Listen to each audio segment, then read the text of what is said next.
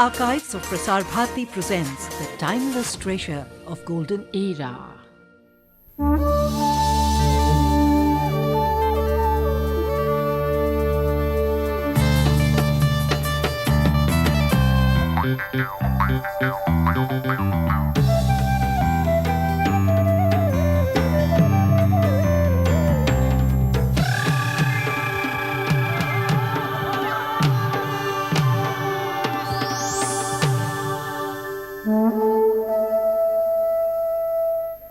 Over the years, angling has become one of the most popular adventure sport in the Northeast.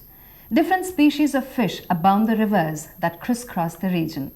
But the ultimate delight of an angler is the prize catch of the golden manshir. Canvas captures the thrill of this adventure sport.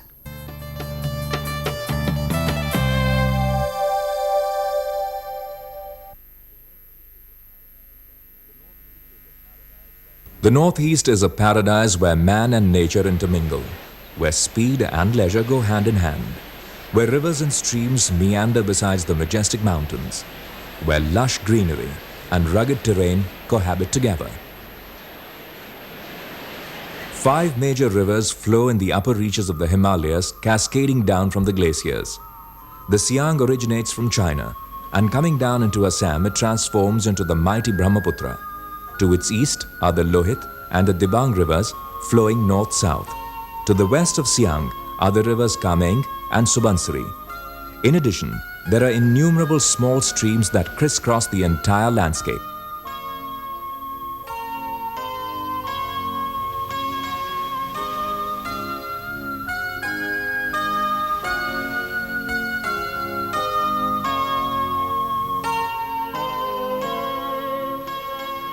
All these make the Northeast an angler's abode.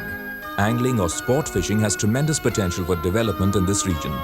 Some of the important sites for angling are Subansiri in Lakhimpur district, Boroli near Tezpur in Assam, and Bhalukpong on Assam-Arunachal border. Taking care of all the needs of angling enthusiast Mahasir, besides whom the tarpoon is a herring, and he who lands him can say he is a fisherman. A Mahasir can grow up to 5.5 feet and weigh sometimes even more than 100 kilograms. Angling Mahasir is a challenge. Try pulling out a hooked Mahasir.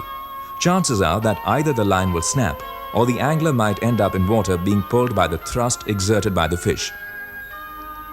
It may move hither and thither, keeping one on the tight leash.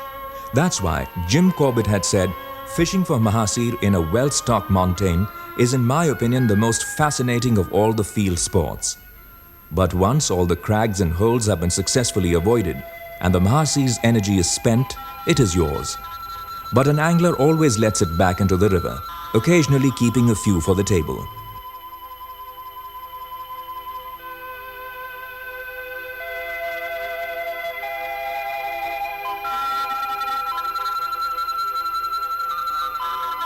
While floating on rippling, crystal-clear water amidst deep virgin rainforest and lofty eastern Himalayas, one at times feels like trespassing God's own land. A question naturally arises in environment-conscious people. Is angling antithesis to conservation?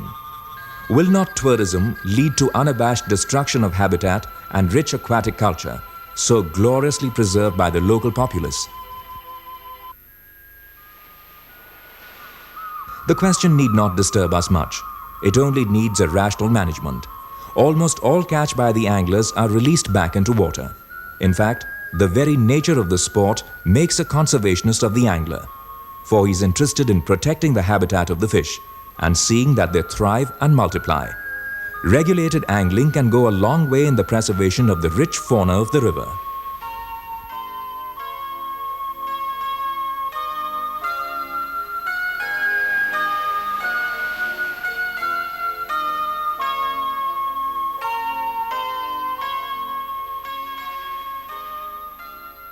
In our next section, in person, we meet Padma Shri N. Khelchandra Singh, the multifaceted doyen of Manipuri literature and culture.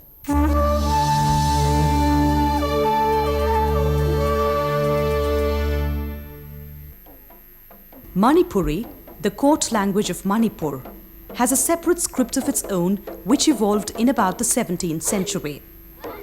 The modern Manipuri literature starts from the beginning of the 19th century under the influence of the English pattern of administration. Most of the old manuscripts were gathering dust till the president of the Pandit Raj Othom Bapu Research Centre, Imphal, took to the task of restoring and publishing them. Engaged in this stupendous task is N. Khelchandra Singh. His library has innumerable collections of manuscripts, some even dating back to the earliest times. The library also has rich and varied collections of books covering all aspects of Manipuri life, from martial arts to culture, and poetry and prose.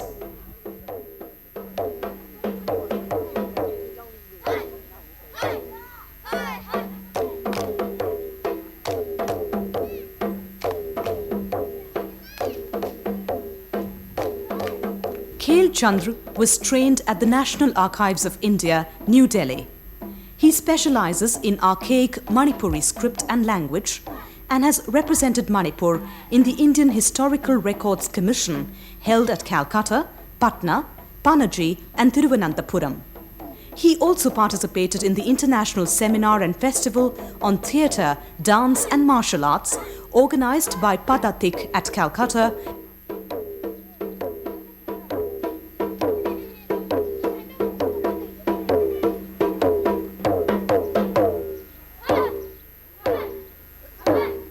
N. Khelchandra Singh is a prolific writer and has also edited several books.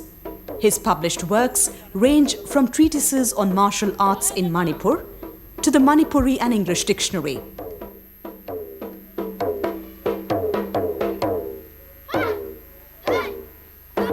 He has also published many anthologies on Manipuri poetry, prose and history. At the same time, he has also translated romantic tales of Manipur. For his meritorious service, Khelchandra Singh has been variously awarded. Apart from the Padma Shri, which he received in March 1987, he was awarded the President's Silver Medal for service in the 1951 Census of India. In 1971, the Manipur Sahitya Parishad honoured him with the Gaveshana Bhushan, and in 1980 he was awarded a fellowship and Tamapatra by the Manipur State Kala Academy. Even at the age of 78, Khelchandra is actively engaged in the work of the Pandit Raj Othom Bapu Research Centre. What sustains him is the natural question. Maybe they are his dreams, for filing and popularizing a heritage is no easy task. His childlike exuberance is infectious. Children love him and under his watchful eyes learn traditional Manipuri dances. But will they carry his vision, his dearest dreams forward? It remains to be seen.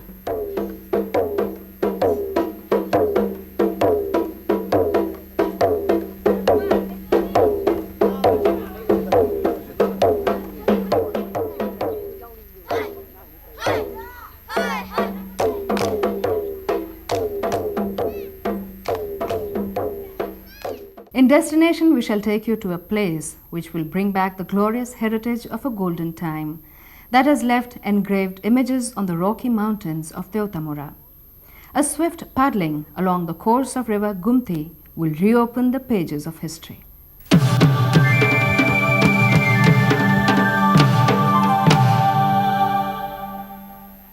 Situated between Udaipur and Amarpur subdivisions of Tripura, on the banks of River Gomti lies the picturesque Devtamura. Devtamura means the hill of gods and goddesses. It is also called Chabimura, as its walls have rock-cut images which appear like pictures on the sides. Chabi meaning picture and Mura mountain. Devtamura can be reached only by boat, available at Chela Ghat, which is 2 kilometers southwest of Bampur village bazaar in Amarpur. It takes 3 hours from here to reach Devtamura. However, it can also be reached from Udaipur on a boat, which also takes about the same time. Reaching Devtamura is in itself an experience, exhilarating for many, adventurous for others, and a journey into the past for some. For it was along this river the ancient capitals of the region developed. The tribal culture in its pristine form can also be witnessed along the river. Jamathiyas, Noyathiyas, Riyangs, Chakmas, Margs, Kukis and Halams are some of the tribes inhabiting this area.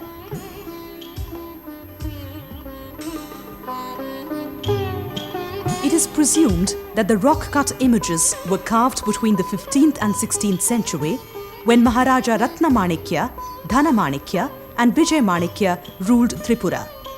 The image of Mahishasura Mardhini of Devtamura is often attributed to the reign of Vijayamanikya.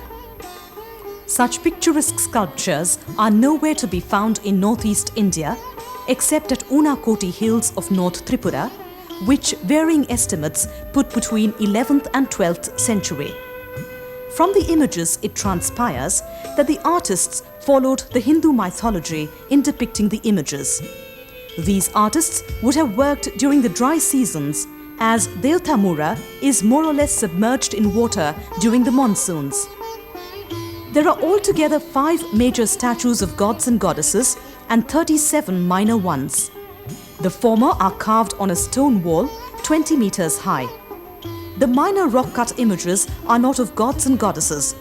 Some are dancing, some playing unidentified musical instruments, and others carrying offerings to the deities. It appears to be a procession on the way to the temple. All these images are 52 centimeters in height.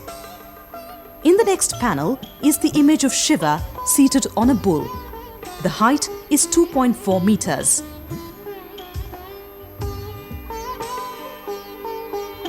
The panel of gods and goddesses is 9.8 meters in height and the width is 5.8 meters. In the upper portion of the panel is a temple-like compartment in which is the image of Shiva in dancing position. In one of his hands is the damru and in the other the shinga. The height of the image is 2.2 meters. In the middle compartment is the image of the four-armed meditating Vishnu. It is 1.5 meters high. In one of his hands is the Gada. To the right of Vishnu is the image of Kartik seated on a peacock. Its height is 1.35 meters. In his one hand is a bow and in the other an arrow. On the left of Vishnu is Kartik's brother Ganesh seated on a huge rat. Its height is 1.4 meters. In the lowest compartment below Vishnu is an image of a goddess. She has 4 arms, her curled hair are spread on both sides of her head. The dress pattern resembles those worn by the women of Tripura tribals presently. Devtamura is one of Tripura's most enchanting places. Nestled amidst lush greenery on the one hand and the mighty Baramura on the other, it is a tourist paradise and a rediscovery of a glorious heritage. Destination information. Road. Devtamura is 70 kilometers from Agartala. It is reached by boat from Udaipur or Amarpur. Buses and taxis ply between Agartala, Udaipur and Amarpur. Rail. Nearest railhead is Kumarghat, 140 kilometers from Agartala. Air. Nearest airport is Agartala, 70 kilometers from Devtamura. One can stay at the Amarpur Dak Bungalow and Udaipur Dak Bungalow. Permission for the stay in the Dak Bungalows can be taken from the SDO Amarpur and SDO Udaipur. Best season to visit, September to April.